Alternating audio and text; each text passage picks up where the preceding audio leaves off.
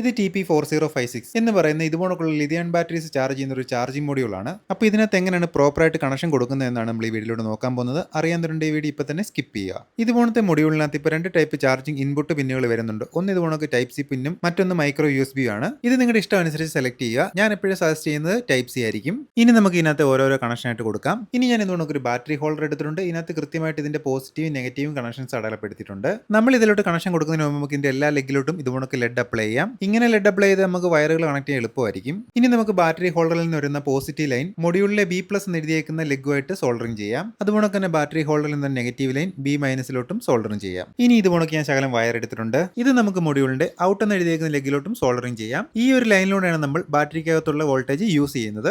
Normally ഇത്രയുള്ള ഇതിന്റെ കണക്ഷനും കാര്യങ്ങളും. പക്ഷേ ചില സന്ദർഭങ്ങളിൽ നമുക്ക് ഈ ഒരു ചാർജിംഗ് ഇൻപുട്ട് പോർട്ട് ഉപയോഗിക്കാൻ പറ്റാത്ത സാഹചര്യം വരും. അങ്ങനെയുള്ള സാഹചര്യങ്ങളിൽ ഇതിന് ഇൻപുട്ട് കൊടുക്കാൻ വേണ്ടി ഇതിന് 2 പോയിന്റുകൾ കൊടുത്തിട്ടുണ്ട്. നമുക്ക് ആ ഒരു പോയിന്റിലോട്ടും ആദ്യം കുറച്ച് ലെഡ് അപ്ലൈ ചെയ്യാം. അവിടോട്ട് നമുക്ക് ഇതുപോലൊക്കെ 2 വയർ കണക്ഷൻ കൊടുക്കാം. ഇനി ഇതുപോലൊക്കെ ഒരു ഫീമെയിൽ സോക്കറ്റ് എടുത്തിട്ടുണ്ട്. ഈ ഫീമെയിൽ സോക്കറ്റിന്റെ പോസിറ്റീവ് ലെഗ് അല്പം വലിപ്പം കൂടിയ ലെഗ് ആയിരിക്കും. നെഗറ്റീവ് ലെഗ് കണ്ടുപിടിക്കാൻ വേണ്ടി നമ്മൾ ഇതിനകത്തോട്ട് പോകുമ്പോൾ സൈഡിലായിട്ട് ഒരു ചെറിയ പ്ലേറ്റ് ഇരിക്കുന്ന കാണാം. ആ പ്ലേറ്റിന്റെ നേരെ പുറകെ വരുന്നതാണ് ഇതിന്റെ നെഗറ്റീവ് ലെഗ്. ഇതിലോട്ട് നമുക്ക് നമ്മൾ മൊഡ്യൂളിൽ നിന്ന് കണക്ട് ചെയ്ത ഇൻപുട്ട് വയർ സോൾഡ് ചെയ്ത് കൊടുക്കാം. ഈ ഒരു കണക്ഷൻ കൊടുക്കുന്ന സമയത്ത് നമ്മൾ ഒരു കാരണവശാലും പൊളാരിറ്റി അങ്ങോട്ടിട്ട് മാറി കൊടുക്കാൻ പാടില്ല. അതായത് നെഗറ്റീവ് പോസിറ്റീവ് ലൈനുകൾ നമ്മൾ കൃത്യമായിട്ട് കൊടുക്കണം. അങ്ങനെ മൊഡ്യൂളിന്റെ ഇൻപുട്ട് ലൈനിൽ ഞാൻ ഒരു ഫീമെയിൽ സോക്കറ്റ് ആഡ് ചെയ്തു. ഇനി ഈ ബാറ്ററി ഹോൾഡറിലോട്ട് നമുക്ക് ബാറ്ററി ഇട്ട് കൊടുക്കാം. ഈ ബാറ്ററി ഇട്ട് കൊടുക്കുമ്പോൾ ഒരു കാര്യം പ്രത്യേകം ശ്രദ്ധിക്കണം. ഇവിടെ നമുക്ക് ബാറ്ററിയുടെ പൊളാരിറ്റി അങ്ങോട്ടിട്ട് മാറിപ്പോകാൻ പാടില്ല. ഇനി ഇത് നമുക്ക് 5 വോൾട്ട് ഔട്ട് വരുന്ന ഏതെങ്കിലും പവർ സോഴ്സിൽ നിന്ന് നമുക്ക് USB കേബിൾ ഉപയോഗിച്ച് ഈ ചാർജിംഗ് മൊഡ്യൂളിന്റെ ഇൻപുട്ടിലോട്ട് കണക്ട് ചെയ്യാം. കണക്ട് ചെയ്താൽ നമുക്ക് റെഡ് LED കത്തിയത് കാണാൻ പറ്റും. അതായത് ബാറ്ററി ചാർജ് ചെയ്യുന്ന ഇൻഡിക്കേഷൻ ആണത്. ഇനി ഇതിന്റെ ഔട്ട്പുട്ട് ലൈനിലോട്ട് ഞാൻ ഒരു മോട്ടർ കണക്ട് ചെയ്യുകയാണ്. അപ്പോൾ ഈ ഒരു ലൈൻ വഴിയാണ് നമ്മൾ ഈ ബാറ്ററിക്കകത്ത് ചാർജ് നമ്മൾ യൂസ് ചെയ്യുന്നത്. ഇനി ഇതിന്റെ ചാർജിംഗ് ഇൻപുട്ടിൽ കണക്ട് ചെയ്ത ഫീമെയിൽ സോക്കറ്റിലോട്ട് ഞാനൊരു അഡാപ്റ്ററിൽ നിന്നും കണക്ഷൻ കൊടുക്കുകയാണ്.